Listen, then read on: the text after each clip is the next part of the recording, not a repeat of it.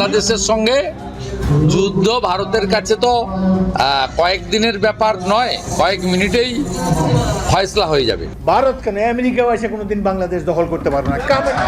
ঢাকা চাপা পড়ে এদেরকে কেউ কাউন্টই করে না, মশা মাছি। দর্শক, দক্ষিণ এশিয়ার ভূরাজনীতির রুদ্ধশ্বাস, চরম উত্তেজনাকর এবং নিষ্ঠুর দাবার বোর্ডে এবার এমন এক অভাবনীয় এবং নায়কহয়ী সমীকরণের জন্ম হয়েছে যা দিল্লির সাউথ ব্লক থেকে শুরু করে পুরো ভারতের নীতি নির্ধারকদের রাতের ঘুম আক্ষরিক অর্থেই হারাম করে দিয়েছে। স্বাধীন ও সার্বভৌম রাষ্ট্র বাংলাদেশের দিকে আঙুল তুলে পশ্চিমবঙ্গের বর্তমান মুখ্যমন্ত্রী ও কট্টরপন্থী নেতা শুভেন্দু অধিকারী একসময় চরম অধ্যত্ব দেখিয়ে বলেছিলেন, বাংলাদেশের সঙ্গে যুদ্ধ ভারতের কাছে তো মাত্র কয়েকদিনের ব্যাপার এবং কয়েক মিনিটেই নাকি এর চূড়ান্ত ফয়সালা হয়ে যাবে। বাংলাদেশের সঙ্গে যুদ্ধ ভারতের কাছে তো কয়েকদিনের ব্যাপার নয়, কয়েক মিনিটেই ফয়সলা হয়ে যাবে। একটি স্বাধীন এবং সামরিক দিক থেকে অত্যন্ত শক্তিশালী দেশকে এভাবে কয়েক মিনিটে দখল করে নেয়ার প্রকাশ্য হুমকি বিশ্বের আর কোনো নেতা আজ পর্যন্ত দেওয়ার দুঃসাহস দেখায়নি। কিন্তু শুভেন্দুর সেই ফাঁকা এবং ঔদ্ধত্যপূর্ণ হুঙ্কারের চরম ও দাঁত ভাঙা জবাব সেই দিনই দিয়েছিলেন বাংলাদেশের বর্তমান স্পিকার এবং অকুতভয় বীর মুক্তিযোদ্ধা মেজর হাফিজউদ্দিন আহমেদ। তিনি অত্যন্ত কঠোর এবং লৌহ কঠিন ভাষায় হুঁশিয়ারি দিয়ে বলেছিলেন, ভারত কেন খোদ পরাশক্তি আমেরিকাও এসে কোনোদিন বাংলাদেশ দখল করতে পারবে না। ভারত কেন আমেরিকা এসে কোনোদিন বাংলাদেশ দখল করতে পারবে না। এবং তিনি ভারতের উদ্দেশ্যে প্রকাশ্য চ্যালেঞ্জ ছুড়ে দিয়ে বলেছিলেন, সাহস থাকলে দখল করতে আসো, এরপর দেখিয়ে দেব কত ধানে কত চাল। পরিবর্তন করতে হলে গণভোটের আশ্রয়, সেটা ঠিক আছে, মানায়।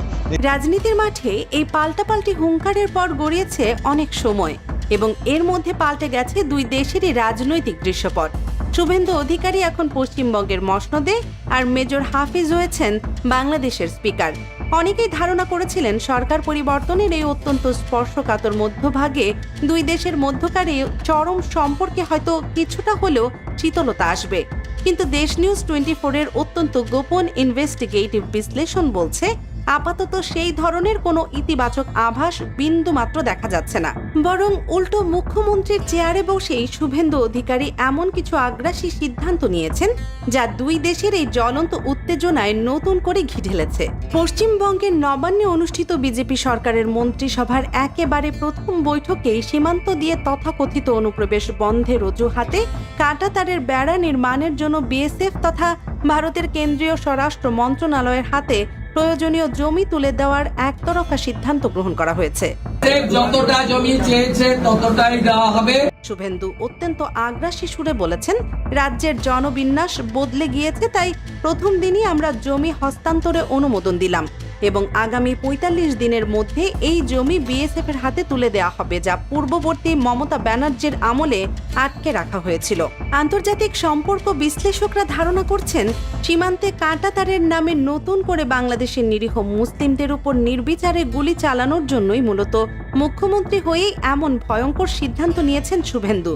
কারণ এর আগে ইউপিএ সরকারের সময় সীমান্তে কাঁটাতারের বেড়া নির্মাণের সময় বহু স্থানে সরাসরি বাংলাদেশের ভূখণ্ড দখল করে নেয়ার গুরুতর অভিযোগ উঠেছিল। কিন্তু ভারত যদি মনে করে তারা আগের মতোই দাদাগিরি ফলাবে, তবে তারা চরম